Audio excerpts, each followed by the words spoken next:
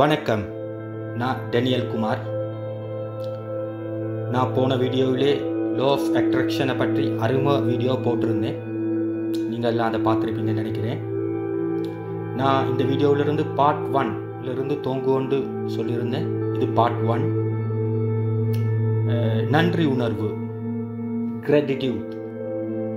Naval Goddard, Eckhart, Tolle Eckhart போன்ற பல பேர், டாக்டர் வான் டயர் போன்ற பல பேர் இந்த நன்றி உணர்வை பற்றி பேசியிருக்கிறாங்க.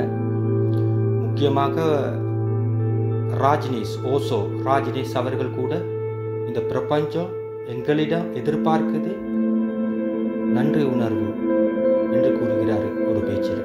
நீங்கள் அதை கேட்டிருப்பீங்க ஒரு இன்டர்வியூவில். ஓகே, அப்போ நன்றி உணர்வு, கிராட்டிடியூட், அதை பற்றி நாங்கள் இந்த வீடியோவில் பார்ப்போம். அதில் 2 நன்மைகள் இருக்கு நன்றி உணர்வுல.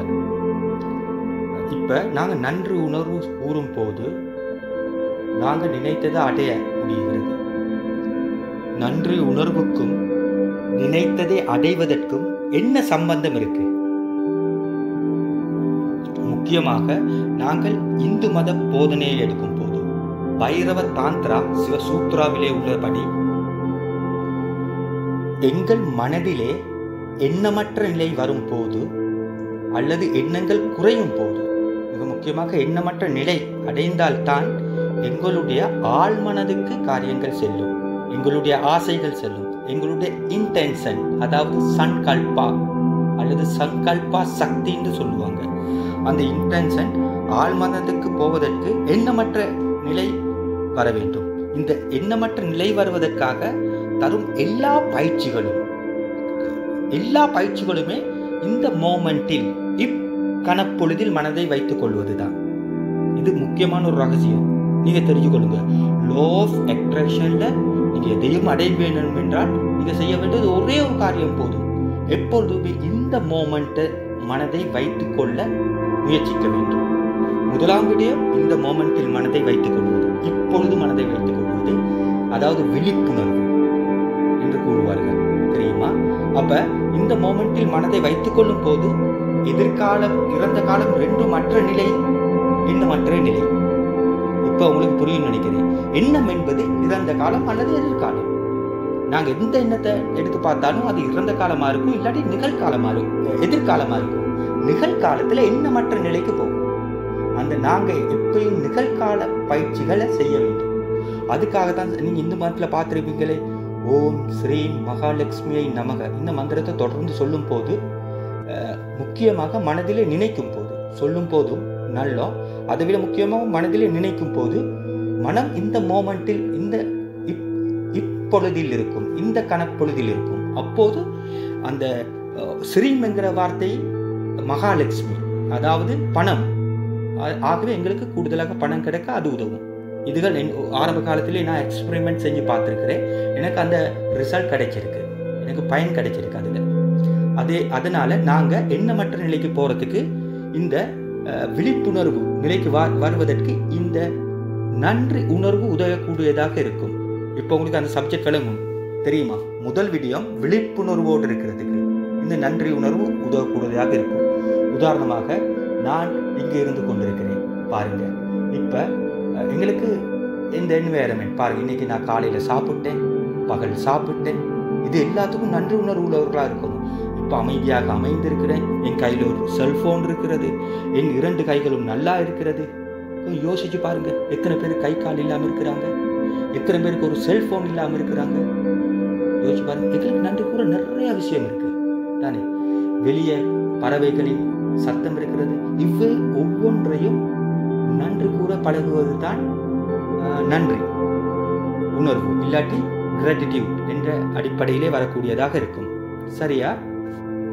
இந்த நன்றி கூறுவதின் போது, இந்த நன்றி கூறுவதுங்கிறது ஆட்டோமேட்டிக்கா நடக்கக்கூடாது. விளங்குதா? உணர்வு வேணும். உணர்வு தான் மிக முக்கியம். விளங்குச்சா? இப்போ நான் ஒரு வாழைப்பழத்தை சாப்பிட போறேன். அப்ப இந்த வாழைப்பழம் எங்களுக்கு இலகுவாக கிடைக்குது. கடையில் போய் காசு கொடுக்குறோம், கொடுத்தெடுத்து சாப்பிட்றோம். ஆனாலும் இதுக்கு பின்னுக்கு எவ்வளவு ஒரு கஷ்டம் இருக்கு. ஒரு தோட்டத்தில் மரங்களை இது நிலத்தை பண்படுத்தி மரங்களை நாற்றி ஒரு வருஷமாக அதை பாதுகாத்து வாழைப்பழம் தான் நாங்கள் சாப்பிட்றோம் தானே. அப்போ அதை உணர்றது, அந்த உணர்வு தான் இன்னைக்கு முக்கியம். இது எங்களோட தலையோட சம்மந்தப்படாது, எங்களோட இதயத்தோட சம்மந்தப்படும். ஏன்னா அது உணர்வு, நன்றி உணர்வு. நல்லா புரிஞ்சுக்கொள்ளுங்க, இது மிக முக்கியமானது. நாங்கள் உணரக்கூடியவர்களாக இருக்கணும். திரும்ப ஒரு சாப்பாடை சாப்பிடும் போது, ஒரு மரத்தை பார்க்கும் போது எதுக்கு நாங்கள் நன்றி கூறுகிறோமோ அதை உணர்ந்து கூற வேண்டும். அந்த உணர்வு ஒவ்வொரு பொழுதும் எங்களோட மனம் நிகழ்காலத்தில் இருக்கும். இதுதான் அடிப்படை, நன்றி கூறுகிற அடிப்படை. இதை புரிஞ்சுக்கொள்ளணும். ரெண்டாவது விடயம் பாசிட்டிவ் மைண்ட் இல்லாட்டி பாசிட்டிவ் திங்கிங் எங்களுக்குள்ள வரும் தெரியுமா? அது மிக முக்கியமானது. ஏன்னா நாங்கள் என்ன நிலையில இருக்கிறோமோ அதை தான் கவர்ந்திருப்போம். எங்களோட பாசிட்டிவ் மைண்ட்ல நாங்கள் இருந்தால் பாசிட்டிவான விஷயங்களை எங்களை நோக்கி வரும். அதுதான் அடிப்படை லா ஆஃப் அட்ராக்ஷன்ல. அப்ப நீங்க யோசிச்சு பாருங்க, நாங்கள் நன்றி கூறும் போது எங்களோட மனம் பாசிட்டிவ் ஆகும். எங்கள்கிட்ட இருக்கிற விடயங்களை தான் யோசிப்போம். விளைஞ்சா எங்களுக்கு ரெண்டு கை நல்லா இருக்கு, ஆரோக்கியமா இருக்கிறோம் தானே, சாப்பிடும் போது அது சாப்பாடு இருக்கு, அதுகளை தான் நினைப்போமே தவிர இல்லாதவற்றை நினைக்க மாட்டோம், இருக்கிறவற்றை தான் நினைப்போம். அது எங்களோட பாசிட்டிவ் திங்கிங் வருது. இன்னைக்கு ரெண்டு விஷயம் நடக்குது. முதலாவது விஷயம் நிகழ்காலத்துல மனம் வருது, நன்றி உணரும் போது. ரெண்டாவது விடயம் நாங்கள் பாசிட்டிவ் மனசு வருது. நன்றி கூறுவதில் மிக முக்கியமானது, மிக முக்கியமாக ஆன்மீகத்தை போதிக்கிறவங்க, தியானங்களை பற்றி போதிக்கிறவங்க சொல்லுவாங்க, எங்களோட பாசிட்டிவ் மைண்டுக்காகத்தான் அவங்க இந்த நன்றி எழுதுதல் இல்லாட்டி நன்றி கூறுதலை பற்றி சொல்லுவாங்க. விளைஞ்சா அடுத்தது மூன்றாவது விஷயம் நாங்கள் நன்றி கூறும் பொழுது எங்களோட டென்ஷன் குறையும், எங்களோட ரிலாக்ஸ் ஆகும். எங்களோட ராஜ்னீஷ் ஓசோ கூறியிருக்கிறார், நீங்கள் தளர்வாக இருக்கும் போது நீ தியான நிலையை அடைந்து விட்டாயிரு. எங்களோட உடல் டென்ஷன் குறைஞ்சி தளர்வாகி ரிலாக்ஸ் ஆகும். இது மிக முக்கியமானது தெரியுமா? அதாவது நன்றி உணர்வு மூலம் 3 நன்மைகள். ஒன்று விழிப்புணர்வு, ரெண்டாவது பாசிட்டிவ் திங்கிங், மூன்றாவது எங்களோட டென்ஷன் குறைந்து ரிலாக்ஸ் ஆகும்.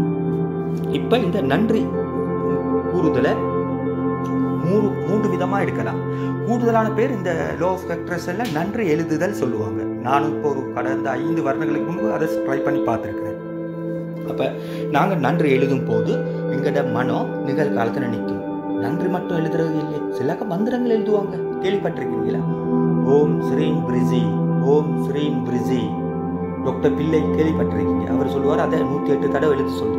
என்ன காரணம்னா அந்த மந்திரத்தை எழுதும் போது எங்களுடைய மனம் மந்திரத்தை எழுதும் போது எங்களுடைய மனம் இந்த மோமெண்ட்டில், அதாவது நிகழ்காலத்தில் இருக்கும். அதனால தான் அந்த மந்திரத்தை தொடர்ந்து எழுத சொல்றது. அதே போல நன்றி எழுதும் போது மிக முக்கியமாக நன்றி எழுதும் போது நன்றியை உணர்ந்து எழுதுங்க, மிக முக்கியம் அது. ஏன்னா இப்போ மந்திரம் எழுதுறதுக்கும் நன்றி எழுதுறதுக்கும் ஒரு அடிப்படையில் ஒரு வித்தியாசம்னா, நாங்கள் ஒரே வசனத்தை தொடர்ந்து எழுதும் போது ஆட்டோமேட்டிக்காக விழிப்புணர்வு நிலை வர பார்க்கும், அது உதவும். ஆனால் நன்றி அப்படி இல்லை, ஒரே விஷயத்தை எழுது. சில நான் சொல்ல, இன்றைய காலை பொழுதுக்கு நன்றி, இன்றைய சுகமான நித்திரைக்கு நன்றி, அப்படி எனக்கு இன்று காலைய ஆகாரத்துக்கு நன்றி, அப்படி நிறைய விஷயங்கள் இருக்கு. அது மிக நுட்பமாக எழுதும் போது மிச்ச விடயங்கள் வரும். நான் அடுத்த வீடியோவில் அதை பற்றி போடுறேன். இப்போதைக்கு அப்படி நன்றி நாங்கள் எழுதும் போது வேறு வசனங்கள் வரும். அதனால் அதை எழுதும் போது அதை உணரணும். நான் இன்று குடித்த தேநீருக்கு நன்றி எழுதும் போது அதை நாங்கள் உணர்ந்து எழுதணும். அப்போ தான் அது மிக முக்கியமாக இருக்கும். அடுத்தது நன்றி எழுதுறது ஒன்று. ரெண்டாவது நன்றி தியானமே இருக்குது.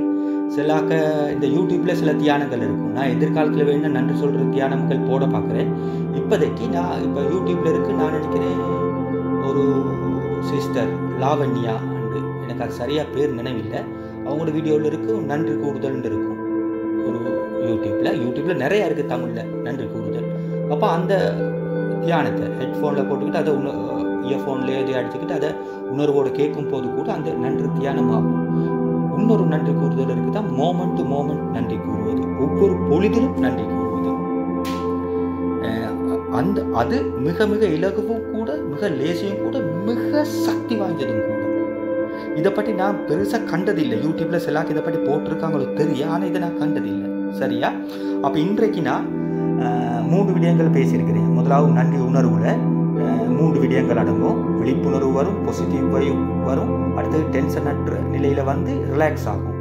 அதுக்கு பிறகு நன்றி எழுதுதல், நன்றி தியானம், நன்றி கூறுதல், மோமெண்ட் டு மோமெண்ட், அதாவது பொழுதுக்கு பொழுது நன்றி கூறுதல். இதை பற்றி நான் விடயம் போட்டிருக்கிறேன். இப்போதைக்கு இன்றைக்கு இது போதும்னு நினைக்கிறேன். இங்கே மிக முக்கியமானது வந்து எங்களுடைய இம்பார்ட்டன்ட் வந்து ஃபீலிங், உணர்வு. நன்றி என்கும் போது அந்த உணர்வோடு கூறுவது மட்டுமே மிக முக்கியம். உணர்வு அற்ற நிலையில் சொல்லும் மந்திரத்தில் பிரயோஜனம் இல்லை. அது நல்ல மனசில் வச்சுக்கொள்ளுங்க, வச்சு உங்களை எழுமாய் இதை செய்யுங்க. சரியா? நான் நெக்ஸ்ட் வீடியோவில் இது சம்மந்தமாக இன்னும் மேலுமாக எவ்வாறு எங்கட ஒவ்வொரு இது 3ஐயும் எவ்வாறு சரியான முறையில் செய்வதுங்கிறத நான் நெக்ஸ்ட் வீடியோவில் போடுறேன். நன்றி, வணக்கம்.